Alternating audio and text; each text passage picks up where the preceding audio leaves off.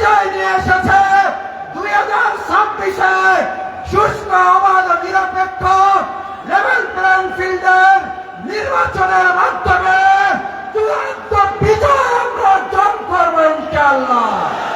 সেই বিজয়ের মিছিলে সামিল হওয়ার জন্য কি সবাই তৈরি আছেন? সেই আহ্বান জানিয়ে আসুন। 2024-এর 5ই আগস্ট হয়েছিল ফ্যাসিস্ট মুক্ত বাংলাদেশ, 2026-এর 5ই আগস্ট হবে ইসলামের বাংলাদেশ। সেই আহ্বান জানিয়ে এ পর্যায়ে আমাদের সামনে সংক্ষিপ্ত বক্তব্য রাখবেন বাংলাদেশ জামাত ইসলামী কেন্দ্রীয় কর্ম পরিষদের অন্যতম সদস্য, ঢাকা মহানগরী দক্ষিণ জামাতের সংগ্রামী নায়েবে আমির, ঢাকা 8 আসনের বাংলাদেশ জামাত ইসলামী মনোনীত সম্মানিত জাতীয় সংসদ প্রার্থী জননেতা advocate doctor Helal Uddin.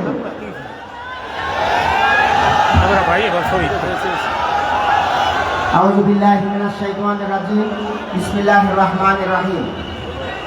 July August বিপ্লবের বর্ষপূর্তি উপলক্ষে আয়োজিত আজকের এই গণমিছিল পূর্ব সমাবেশের সংগ্রামী সভাপতি, ঢাকা মহানগরী দক্ষিণের সংগ্রামী আমির, কেন্দ্রীয় নির্বাহী পরিষদের অন্যতম সদস্য জননেতা জনাব নুরুল ইসলাম বুলবুল, আজকের এই সমাবেশের সম্মানিত প্রধান অতিথি শহীদ কাফেলা বাংলাদেশ জামাত ইসলামের সংগ্রামী সেক্রেটারি জেনারেল সাবেক এমপি অধ্যাপক মিয়া গোলাম পরোয়ার, উপস্থিত কেন্দ্রীয় এবং মহানগরীর নেতৃবৃন্দ, সাংবাদিক বন্ধুগণ, সংগ্রামী ঢাকাবাসী, আসসালামু আলাইকুম ওয়া রাহমাতুল্লাহি ওয়া বারাকাতুহু।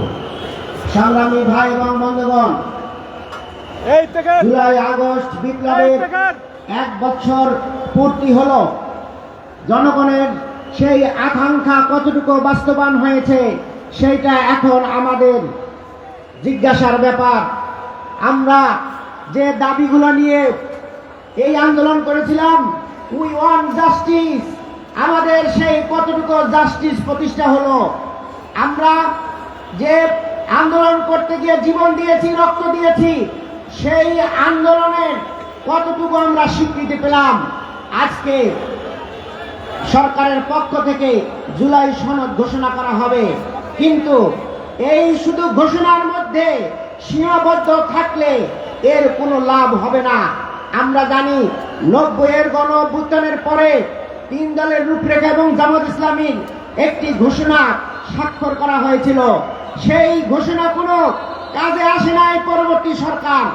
আজকে আমরা বলতে চাই, এই জুলাই সনদের আইনগত ভিত্তি দিতে হবে, না হলে শহীদদের প্রতি মর্যাদা দেওয়া হবে না।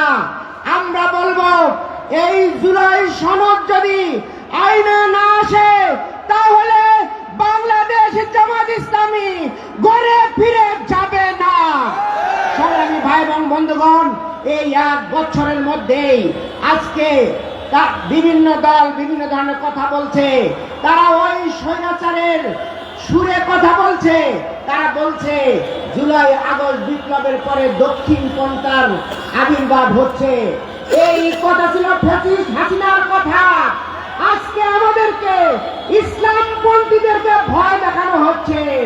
আমরা বলবো, ফ্যাসিস্ট হাসিনা ওই ভারতের পক্ষে ভূমিকা রাখতে গিয়ে আমাদেরকে ওই দক্ষিণ পন্থা বলা হয়েছে।